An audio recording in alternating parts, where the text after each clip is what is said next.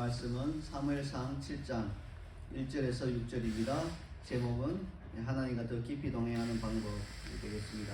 말씀을 우리 함께 한 절씩 교독하도록 하시죠. 제가 1절 읽고 여러분 2절 읽으시고 6절까지 함께 교독하겠습니다.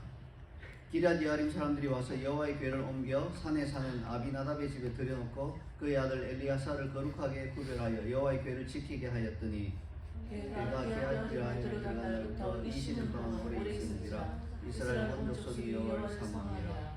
사무엘이 이스라엘 온 족속에게 말하 이르되 만일 너희가 전심으로 여호와께 돌아오려거든 이방 신들과 아스다롯을 너희 중에서 제거하고 너희 마음을 여호와께로 향하여 그만을 섬기라. 그리하면 너희를 블레셋 사람의 손에서 건져내시리라. 이에 이스라엘 자손이 바알과 아스타롯을 제거하고 여호와만 섬기리라. 사무엘이 이르되 온 이스라엘은 미스바로 모이라. 내가 너희를 위하여 여호와께 기도하리라 하며 그들이 미스바에 모여 물을 길어 여호와 앞에 붓고 그날 종일 금식하고 거기에서 이르되 우리가 여호와께 범죄하였나이다 하니라. 사무엘이 미스바에서 이스라엘 자손을 다스리니라. 아멘. 네, 지난 주일 우리는 베세메스 사람들을 통해서 하나님과 동행하는 방법을 배웠죠. 그 방법이 기억나시나요? 지난 한 주간 그 방법대로 좀 실천하셨나요? 내게 주어진 일상에서 최선을 다하는 것, 또 하나님께서 하시는 어떤 그 일들을 볼 때, 그 일들이 내 앞에서 일어날 때 그 일상을 잠시 멈추고 하나님의 일에 집중하는 것, 그리고 무엇보다도 하나님을 예배하는 삶을 사는 그런 것이었습니다. 그리고 그 예배가요, 공동체로 드리는 예배라면 더욱더 좋겠죠. 또한 베세메스 사람들에게서 반면교사로 배울 수 있었던 것은요, 하나님의 계명을 고의로 어기지 않고 하나님께서 징계하실 때 그분의 낯을 피하여 숨지 않는 것이었습니다. 믿는 우리들이 이 원칙을 지키며 살아간다면 우리는 하나님과 올바른 동행을 할 수 있겠지요. 자, 그리고 이제 오늘 우리는 여기서 더 나아가서 기럇 여아림 사람들을 통해서 더 깊은 차원으로 하나님과 동행하는 방법을 배워보도록 하겠습니다. 여러분, 이 깊은 차원이라고 하니까 동행에도 차원이 있다는 말이죠. 사실 이 세상의 다양한 영역에는 수준 혹은 단계라는 게 있어요. 이것을 차원이라고 표현해도 무방하겠죠. 수준이나 단계 혹은 차원이 깊어질수록 그 본질에 더 가까이 다가갈 수 있고요. 또 외적으로 나타나는 현상 역시 강력해집니다. 지진을 예로 들어보겠습니다. 여러분 혹시 지진을 경험한 적이 있습니까? 저는 딱 한 번 경험해 봤습니다. 태평양에 그 사모아라고 하는 그런 섬나라에서 선교 여행을 할 때였습니다. 숙소에서 이렇게 고온히 자고 있을 때 새벽에 갑자기 침대가 막 흔들렸어요. 깜짝 놀라서 일어났습니다. 여러분 생각해 보세요. 마치 옆에서 탱크가 지나가듯이 막 침대가 막 아래 위로 떨리면서 막 진동을 하는 거예요. 잠을 잘 수가 없죠. 깜짝 놀라서 일어나 보니까 잠결에 이제 무슨 대형 트럭이 지나갔나? 이거 아침부터 무슨 공사야? 이런 생각을 했어요. 근데 가만히 생각해 보니까 작은 섬나라의 그 숙소 앞에 있는 길은요, 그냥 1차선 도로예요. 그냥 포장만 되어 있지 1차선 도로에서 트럭이 갈 수가 없는 길이었어요. 그러니까 이게 대형 트럭이 다닐 리가 없다. 그렇게 생각이 미치니까 이 지진이다라는 생각이 들었어요. 그래서 날이 밝은 다음에 밖에 나가서 현지 원주민들 이렇게 만나서 대화해 보니까 그분들도 모두 새벽에 강한 진동을 느꼈다고 합니다. 그래서 TV 뉴스를 보니까 아니나 다를까 그 새벽에 사모아 앞바다에서 다소 규모가 있는 지진이 일어났다고 했습니다. 그렇지만 벽에 금이 가거나 지붕이 무너지거나 하는 이런 정도는 아니었어요. 자, 이런 지진의 강도를 나타내는 단위로 방금 언급한 규모라는 것이 있죠. 지진의 규모가 한 단계 올라갈 때마다 지진의 강도는요, 이전보다 약 32배 정도 증가한다고 합니다. 어떻게 계산했는지 몰라도 규모가 한 단계 올라갈 때마다 강도는 2배가 되는 게 아니라 32배가 된다는 것이죠. 그러니 규모 4의 지진은요, 규모 3의 지진보다 32배 강한 것이에요. 그래서 완전히 많이 차이가 나죠. 그리고 규모 5의 지진은 규모 3의 지진보다 수백 배 이상 강하게 되는 거예요. 그러니까 우리가 규모 3과 규모 5, 규모 7은 완전히 다른 차원의 지진이 되는 것입니다. 이렇게 지진의 규모가 증가함에 따라서 그 지진의 강도는 기하급수적으로 올라가는 것입니다. 다시 하나님과의 동행이라는 주제로 돌아오겠습니다. 하나님과의 동행 역시 그리스도인마다 각기 다른 규모와 수준 혹은 차원을 보일 수 있어요. 어떤 그리스도인은 마치 갓난 아이처럼 동행이라는 개념이 전혀 없을 수 있어요. 그 자녀는 맞는데 동행은 전혀 안 되는 거예요. 갓난 아기가 그렇잖아요. 함께 어디를 가야 하면 무조건 아버지신 하나님께서 그를 안고 가셔야 하는 거예요. 그것은 동행은 하되 자기 힘으로 하나님과 같이 걷는 것은 전혀 없는 개념이에요. 이것이 바로 갓난 아기 상태의 그런 그리스도인이라 할 수 있겠습니다. 자, 또 다른 그리스도인들은요, 이제 막 그런 말을 배우는 유아처럼 아장아장 뒤뚱뒤뚱거리면서 하나님과 동행할 수 있습니다. 자, 이런 경우라면 하나님께서는 어쩔 수 없이 그 아이의 걸음에 보조를 맞추실 수밖에 없을 것입니다. 하나님이 조금만 앞서 가버리시면 그 아이는 하나님 보이지 않으니까 그 자리에 주저앉아 울고 있을 것입니다. 앞으로 나가지 못할 것이죠. 그래서 하나님께서는 그 아이에 맞춰서 하나님도 빨리 가실 수도 있지만 가셔야 하지만 그 아이의 수준에 맞춰서 그냥 그렇게 같이 가는 것입니다. 자, 그런데요, 소수의 성숙한 그리스도인들이 있어요.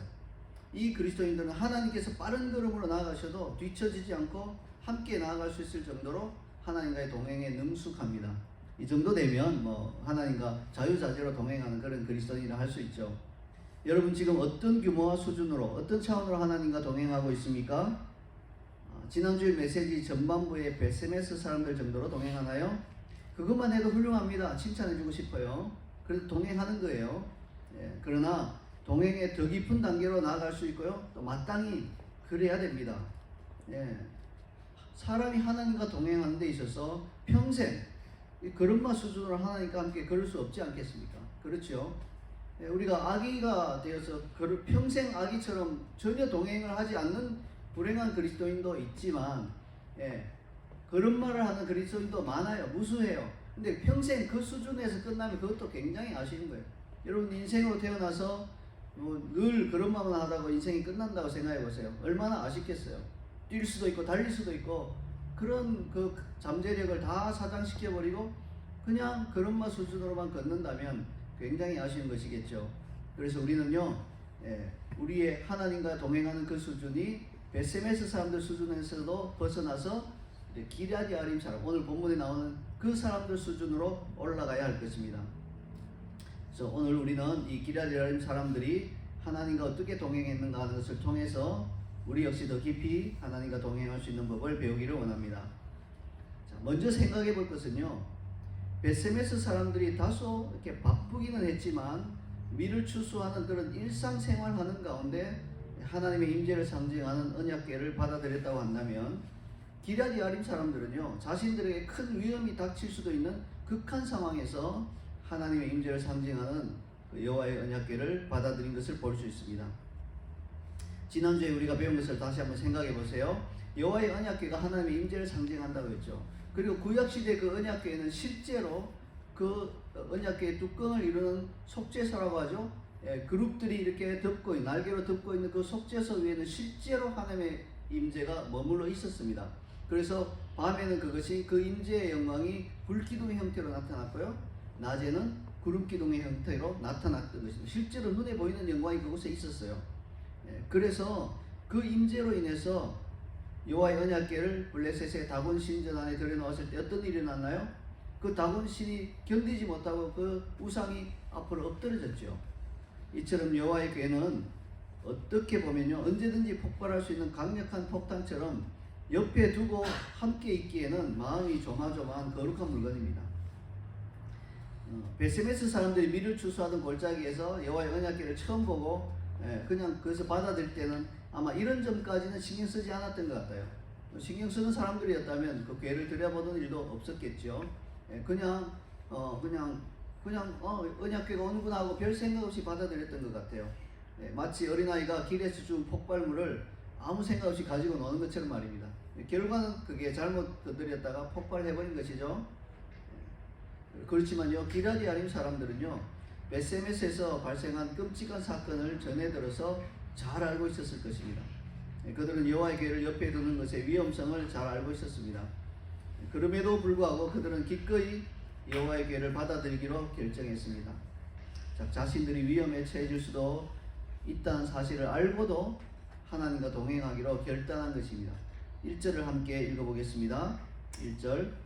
기럇여림 사람들이 와서 여호와의 궤를 옮겨 산에 사는 아비나답의 집에 들여놓고 그의 아들 엘리야사를 거룩하게 구별하여 여호와의 궤를 지키게 하였더니. 자, 기럇여림 사람들은 어떻게 이런 담대한 결정을 내릴 수 있었을까요? 저라면 가슴이 졸여서 그렇게 하지 못했을 것 같아요. 베세메스 사람들이 궤를 가져가려고 전령을 보내서 그 전령들이 도착했을 때 아마 이렇게 대꾸했을 것 같아요. 아니, 당신들도 감당하지 못하는 것을 왜 우리에게 떠넘기려고 합니까? 다른 말을 알아보세요. 그런 말이 있을지도 모르겠지만 이렇게 하면서 안 받으려고 했을 것 같아요. 그런데 기럇여림 사람들은 그것을 정말 그 궤가 어떠한 궤인지를 알면서도 받아들이는 결단을 한 것입니다.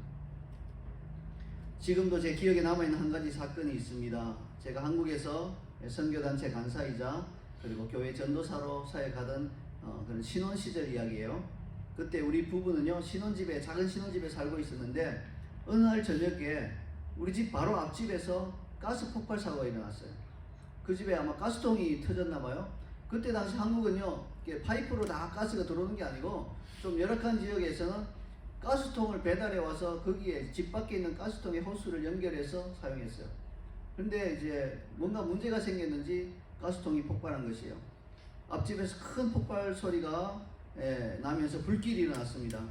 저는 본능적으로 집 밖에 나와서 보니까 그 앞집에 불이 나고 사고가 난 거예요. 영화에 나오는 대로라면 어떻게 해야 돼요? 막 그 집으로 뛰어들어가서 사람을 구해내야 되잖아요. 혹시 거기 안에 사람이 있는지 봐야 되잖아요. 근데 나도 모르게 반대 방향으로 도망치고 있더라고요. 이게 사람인 것이죠. 사람의 본능인 것입니다. 그런데 기럇여림 사람들은 베세메스에서 많은 사람이 죽임을 당했음을 알고도 베세메스까지 가서 여호와의 궤를 자신들이 사는 기럇여림으로 옮겨왔습니다. 마치 불에 뛰어들어가서 사람을 건져낸 것처럼 그렇게 행동했다는 것이죠. 어떻게 이렇게 행동할 수 있었을까? 참 저는 굉장하다고 생각이 돼요. 저희 집 앞에 그 사건은 사람이 죽진 않았어요. 그냥 가스통이 폭발했던 것 같습니다. 자, 우리와 하나님의 동행은 언제 더 깊어질까요? 우리가 기럇여림 사람들처럼 믿음의 모험을 할 때 그런 동행이 깊어질 수 있습니다. 여러분, 우리가 믿는다 할 때 그 믿음은요, 본질상 위험을 내포하고 있어요. 위험이 내포되지 않은, 어떤 위험 요소도 없는 믿음은 사전적인 의미에 따르면 믿음이라고 할 수 없습니다. 예를 들어서 나는 당신의 사업이 성공할 것을 믿습니다, 이렇게 말하면 그 사람의 사업이 성공할 수도 있고 실패할 수도 있다는 말이죠. 반면에 나는 당신이 언젠가 죽을 것을 믿습니다, 이런 말은 별 의미가 없습니다. 어차피 모든 사람은 죽게 마련이니까요. 따라서 기럇여림 사람들이 여호와의 궤를 자신들의 마을로 옮겨온 것은 믿음의 행동이었습니다. 그 궤가 들어와서 자신들이 복을 받을 수도 있고 아니면 베세메스 사람들처럼 죽임을 당할 수도 있기 때문에 그랬습니다. 그러나 어쨌든 기럇여림 사람들은 믿음으로 하나님과 동행하는 편을 선택했습니다. 우리 역시 때로는 이런 믿음의 결단을 해야 하는 경우가 있습니다. 이때 우리가 두려움으로 물러선다면 하나님과 더 깊은 동행의 기회를 스스로 포기하는 것입니다. 저에게도 두려움으로 인해 실패한 경험이 있습니다. 제가 처음 다닌 직장은 한국에서 그 재계서열 30위권 안에 드는 대기업이었습니다. 한 23인가 그렇게 기억하고 있어요. 재계서열이라고 하는 것은 뭐 삼성, 현대 이렇게 그 기업의 그 크기 순위대로 매출액이나 그 크기 순위대로 매기는 것인데요. 정부에서는 30개 대기업을 특별 관리했어요. 그래서 그 안에 든다는 것은 이제 대기업이라는 말이죠. 자, 입사 직후에 저는 100명의 신입사원 중에 한 사람으로 그룹 회장님이 주최한 특급 호텔에서 열린 신입사원 환영회에 참석하고 있었습니다. 자, 그때 회장님은 이제 테이블마다 다니면서 이 100명의 신입사원들이 이렇게 따로따로 테이블에 흩어져 있으니까 테이블마다 다니면서 신입사원 한 사람 한 사람에게 술을 한 잔씩 따라줬어요. 그리고 그 회사에서 전해 내려는 불문율이 있었습니다. 그것은 어떤 일이 있어도 회장님이 하사하는 술잔을 거절하면 안 된다는 것이었습니다. 그것을 어기면 큰 화를 당한다고 그 신입사원 환영회 하기 전에 오리엔테이션에서 인사부 직원들이 몇 번이나 강조했어요. 절대 회장님 내리신 술을 절대 그 자리에서 다 마셔야지 그걸 이렇게 거부하거나 하면 안 된다고. 여기 혹시 크리스찬 있더라도 이때만은 그러면 안 된다고 여러 번 그렇게 경고를 했던 것입니다. 마침내 제 차례가 왔습니다. 저는 술잔을 받았습니다. 잠시 망설였습니다. 그리고 형식적으로 입에 잠깐 대고는 옆에 내려놨어요. 사실 그것만 해도 큰 결례죠. 다 마셔야 되는데 안 마신 거예요. 그런데 제 테이블에 있던 한 신입사원은요, 딱 그 술잔을 거절하면서 이렇게 말했습니다. 회장님 죄송합니다. 저는 크리스찬이며 술을 마시지 않기 때문에 회장님이 주시는 잔을 받을 수 없습니다. 회장님의 그 격려하시는 마음만 받겠습니다. 이렇게 이야기한 거예요. 말할 것 없이 그 자리가 싸늘하게 얼어붙었죠. 회장님을 보필하던 인사과 직원은 그냥 얼어붙었어요. 큰일이 난 것입니다. 그리고 회장님은 얼굴이 좀 붉어진 채 그 자리를 떠나셨습니다. 거기에서는 아무 말도 하지 않으셨어요. 자, 그 후에 이제 부서 배치가 됐는데 제가 인사부에 발령을 받았습니다. 그리고 인사부를 이렇게 발령받아 갔더니 거기서 생활한 지 며칠 지나지 않아서 그 인사부를 책임지신 부장님이 그 사건이 잊혀지지 않는 듯 저에게 그렇게 말했어요. 그 일이 있고 나서 얼마 되지 않아 회장님이 그 사람의 신상 서류 일체를 회장실로 보내라고 해서 보내드렸습니다. 그렇게 이야기하더라고요. 저는 회장님이 어떤 뜻으로 그 사람의 서류를 보내라 했는지는 알지 못했습니다. 좋은 뜻이었을 수도 있고 나쁜 뜻이었을 수도 있겠죠. 나중에 소문을 들어보니까 회장님이 사실은 교회 집사님이었다고 합니다. 근데 술을 너무 좋아하셔서 연세도 있으시고 사회적 위치도 있으신데 장로가 되지 못하셨다고 합니다. 그런 소문이 들려. 뭐 사실인지도 확인할 수 없지만 저는 그 교회 목사님 정말 존경스럽습니다. 대기업 회장님이신데도 술을 좀 못 끊으시니까 장로 직분은 못 드립니다. 이렇게 한 거 아니겠어요? 누군지는 몰라도 굉장히 존경스러운 그런 마음이 들었습니다. 그래서 아마도 이제 그 신입사원을 아주 나쁘게 보시지만은 않았을 것 같아요. 뭐 교회 집사님이 술잔 거절했다고 이 사람 잘라 뭐 이렇게 하지는 않으셨을 것 같았습니다. 자, 근데 한 가지 확실한 것은 뭡니까? 회장님의 의중이야 어떻든 간에 주님은 분명히 그 신입사원의 행동을요 믿음의 모험으로 좋게 보셨을 것이라는 거예요. 이처럼 우리 삶에서 믿음의 모험들을 하는 것이 하나님과 우리의 동행을 훨씬 더 깊게 만드는 그런 방법이 되겠습니다. 생각해 보세요.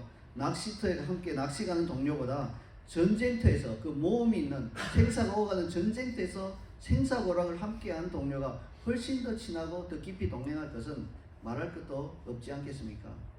하나님 역시 위기의 순간에 당신을 의지하고 믿음의 모험을 선택하는 그리스도인들과 더 가까이 더 깊이 동행해 주십니다. 우리가 이런 동행을 할 수 있게 되기를 원합니다. 우리 삶 가운데 이런 모험을 해야 할 순간, 믿음의 모험을 해야 할 순간이 왔을 때 저처럼 형식적으로 술 대고 옆에 놓지 마시고 그 크리스찬처럼 죄송합니다 하고 자신의 신념을 밝힐 수 있는 그러한 우리 그리스도인이 되기를 소원합니다. 참고로 1절의 후반부를 보면요, 기럇 여림 사람들은 베세메스 사람들이 한 실수를 반복하지 않기 위해서 확실한 조치를 취하고 있습니다. 베세메스 사람들이 한 실수는 뭔가요? 교회를 열어서 본 거죠. 이건 믿음의 모험이 아니고 무모한 모험, 그냥 죽음을 불러오는 모험이었어요. 이런 짓은 하면 안 되기 때문에 기럇 여림 사람들은 어떤 조치를 취했습니다. 그 조치는 뭡니까? 여호와의 교회를 옮겨 산에 사는 아미나답의 집에 들여놓고 그의 아들 엘리야사를 거룩하게 구별하여 그 교회를 지키게 하였습니다.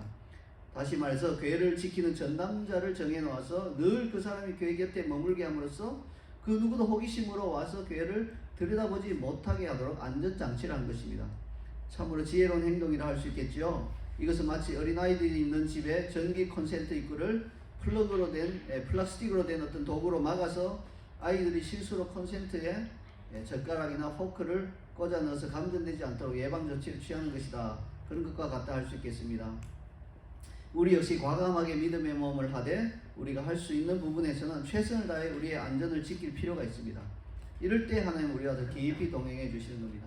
여러분, 믿음의 모험이랍시고 예수님도 물 위를 걸었으니 나도 물 위를 걸을 수 있습니다 하고 물 위를 무모하게 걷는 것, 이건 믿음의 모험이 아니에요.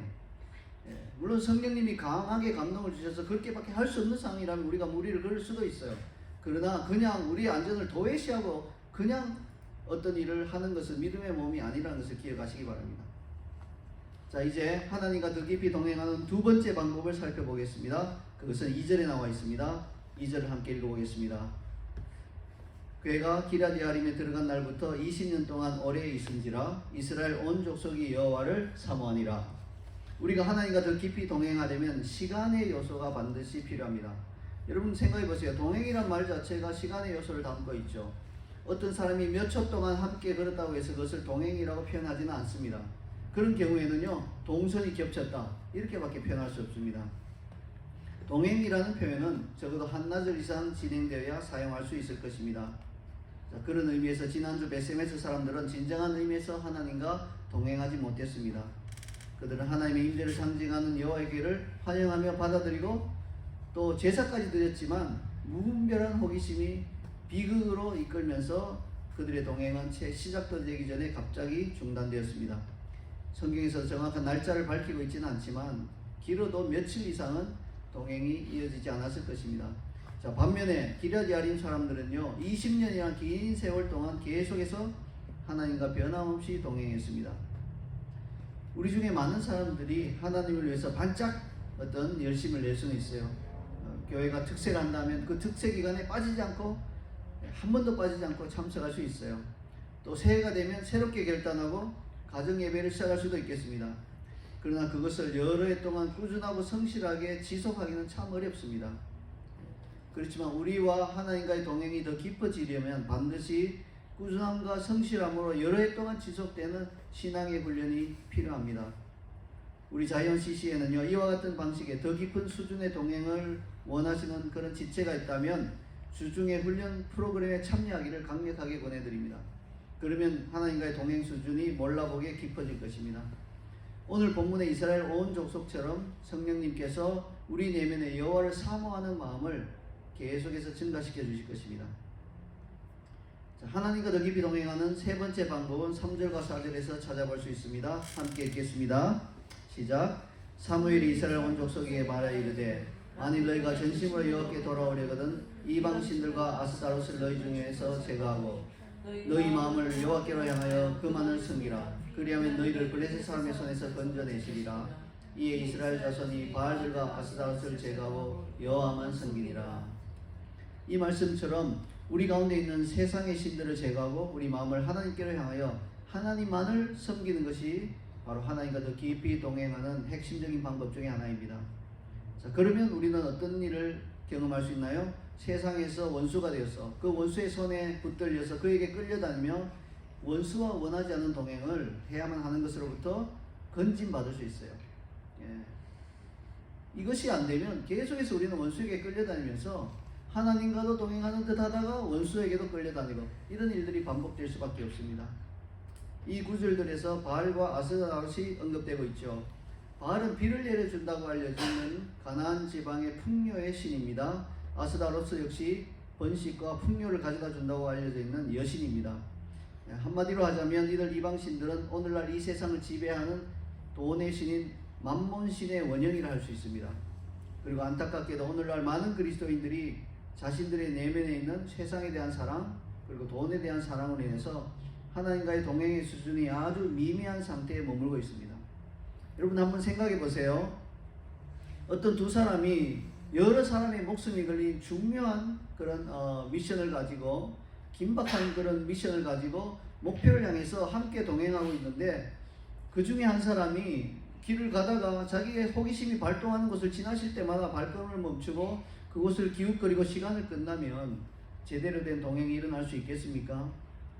이처럼 이 세상에는 그리스도인들이 하나님과 더 깊이 동행하지 못하도록 우리 안에 있는 욕망을 자극하는 원수가 설치해둔 것들이 넘쳐나요. 게다가 그것은요 성공과 축복이라고 하는 가면을 쓰고 와요. 이게 형통이라는 가면을 쓰고 와요. 그러니까 그게 마치 하나님이 주시는 성공, 하나님이 주시는 축복, 하나님이 주시는 형통이라고 생각돼서 그게 그냥 빠져서 그것을 즐기느라고 하나님과 더 깊은 동행을 하지 못하는 거예요. 물론 하나님과 동행이 있긴 해요. 그러나 깊이 동행하려면 이런 가면의 정체를 알아야 합니다. 깊은 차원의 동행을 갈망하는 그리스도인들은 이러한 가면의 정체를 알고 힘써서 그 가면을 피할 것입니다. 거기에 빠져들지 않을 것입니다. 그래서 우리가 세상을 향한 그 마음, 돈을 사랑하는 그 마음, 그러한 것들이 다 하나님과의 깊은 동행을 방해하는 것이라는 것을 깨닫고 우리가 절제할 줄 알고 또 하나님 앞에 드릴 줄도 알고 그것으로부터 우리가 피할 줄도 알아야 할 것입니다. 이제 하나님과 더 깊이 동행하는 마지막이자 네 번째 방법을 살펴보겠습니다. 그것은 5절과 6절에서 찾아볼 수 있습니다. 다 함께 읽겠습니다. 사무엘이 이르되 온 이스라엘은 미스바로 모이라. 내가 너희를 위하여 여호와께 기도하리라 하며 그들이 미스바에 모여 물을 길어 여호와 앞에 붓고 그날 종일 금식하고 거기에서 이르되 우리가 여호와께 범죄하였나이다 하니라. 사무엘이 미스바에서 이스라엘 자손을 다스리니라. 여기서 우리는 이런 질문을 할 수 있겠습니다. 아니 이스라엘 백성이 이미 우상을 제거하고 전심으로 하나님만 섬기고 있는데 어째서 다시 미스바에 모여 금식하고 기도하면서 우리가 여호와께 범죄하였나이다 그렇게 하고 회개해야 하나요? 좋은 질문입니다. 이에 대한 대답은 이렇습니다. 얕은 수준의 회개는 우리가 저지른 잘못된 행동들 혹은 더 나아가서 우리 마음에 품은 죄악된 생각들에 대한 회개입니다.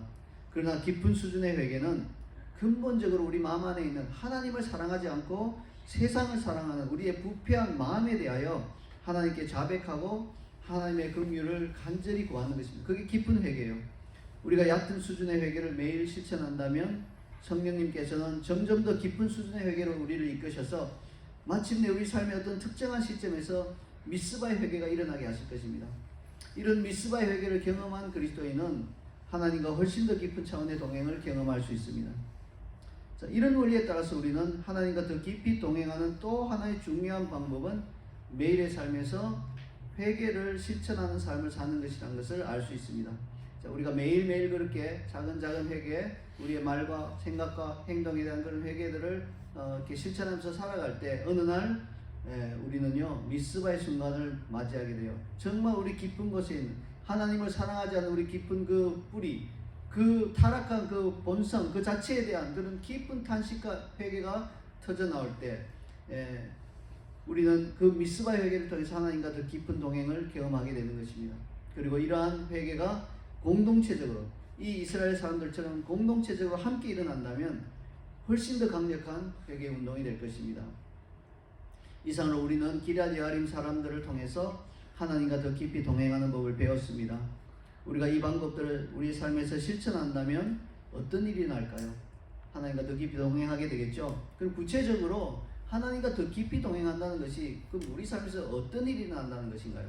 오늘 본문의 마지막 구절이 말씀해주고 있습니다. 마지막 구절의 하반절만 다 함께 읽도록 하겠습니다. 함께 읽겠습니다. 사무엘이 미스바에서 이스라엘 자손을 다스리니라.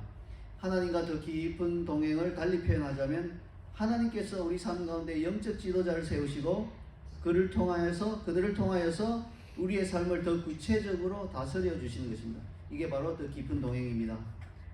자, 이 사건을 통해서 이런 것을 통해서 우리 삶에는요 영적인 질서가 세워집니다.